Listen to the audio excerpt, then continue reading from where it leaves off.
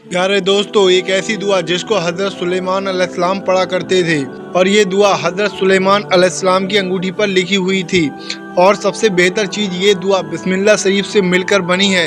इस दुआ की इतनी बड़ी ताकत है कि अगर बंदा इस दुआ को अपनी ज़ुबान से सिर्फ 3 मरतबा पढ़ ले तो अल्लाह उस बंदे की हर दुआ को अपनी बारगाह में कबूल फरमा लेता है। फिर वह तक जो चाहे वह मांगे, जैसा चाहे वैसा करे। इस दुआ की बरकत से हर काम उसकी मर्जी के मुताबिक होता है इंशाअल्लाह। यह दुआ सब लोगों को मालूम भी नहीं है और जिसको मालूम है वह दूसरे लोगों को इसलिए नहीं बताता है ताकि कोई इस दुआ का गलत इस्तेमाल ना कर ले। ये दुआ बहुत तेज़ी से काम करती है, लेकिन आलिम साहब ने मुझे बोला है कि आप इस दुआ को अपने चैनल पर दिखा दो और समझा दो कि कोई भी गलत तरीके से इस दुआ का इस्तेमाल ना करे।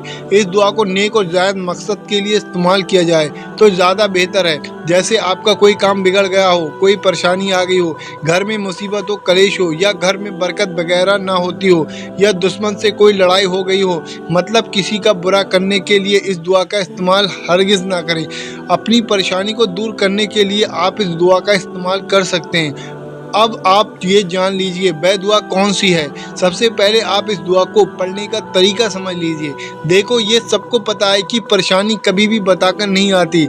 आज मेरे घर में है, कल आपके घर में हो सकती है, परसों किसी और के घर में हो सकती है। तो जब भी आपकी ज़िंदगी में परेशानी आए, आपको मुसीबत घेर ले, तो आप इस दुआ को 3 मरतबा ज़रूर पढ़ लें और अल्लाह पर यकीन रखें, अल्लाह आपकी परेशानी को इस दुआ की बरकत से दूर फरमाएगा। नहीं तो आप इस दुआ का वजीफ़ा कर सकते हैं। अगर आप किसी मकसद के लिए करना चाह रहे हैं या आप किसी काम को बनाना चाह रहे हैं, तो जो भी आपकी दिक्कत परेशानियाँ हैं उनको ख़त्म करने के लिए आप इस वजीफ़े को कर सकते हैं। आपको करना कुछ यूँ होगा, इस वजीफे को करने का वक्त आप खुद तय कर लीजिए। जिस वक्त में आप फ्री हों उस वक्त में आप किसी भी एक नमाज के बाद, आप 5 नमाज़ों में जब भी आपको वक्त मिले, जब भी किसी नमाज के बाद आप फ्री होते हों, आप वह वक्त बांध दीजिए। अगर आप इशा की नमाज के बाद इस वजीफे को करना चाह रहे हैं तो आप रोज़ाना इशा की नमाज के बाद ही इस वजीफ़े को करेंगे। तो आप कोई भी एक नमाज मुकम्मल तरीके से अदा कर लीजिए। उसके बाद जा नमाज पर बैठे बैठे शुरू में 3 मरतबा दुरूद पाक पढ़ें। दुरूद पाक आप कोई सा पढ़ सकते हैं जो आपके याद हो। उसके बाद इन्नहु मिन सुलेमा व इन्नहु बिस्मिल्लाहिर्रहमानिर्रहीम, इस दुआ को आपको 100 मरतबा पढ़ना है और आखिर में 3 मरतबा दुरूद पाक पढ़ें। दुरूद पाक वही जो आपने शुरू में पढ़ा था। उसके बाद आप अल्लाह से अपने नेक और जायद मकसद के लिए दुआ मांगें। जो भी आपकी दुआ हो, हाजत हो, तमन्ना हो, परेशानियां हो, बिगड़े काम हो, घर में तंगदस्ती हो, लड़ाई झगड़े हों, घर में कलेश हो रहा हो, जो भी परेशानी हो, आप उसके लिए दुआ मांगिए। इंशाअल्लाह इस दुआ की बरकत से आपकी तमाम परेशानियां ख़त्म हो जाएंगी और आप जो भी दुआ मांगेंगे अल्लाह के हुक्म से अल्लाह आपकी दुआ को ज़रूर कबूल फरमाएगा।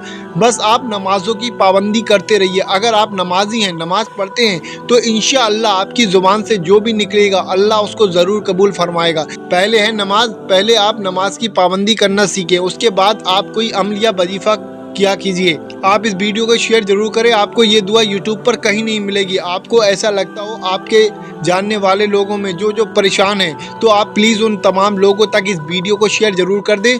हमारा काम था आप तक इस वीडियो को पहुंचाना, आपका काम है वीडियो को शेयर करना। तो आप इस वीडियो को शेयर ज़रूर करें, अल्लाह आपको इसका अज़्र देगा।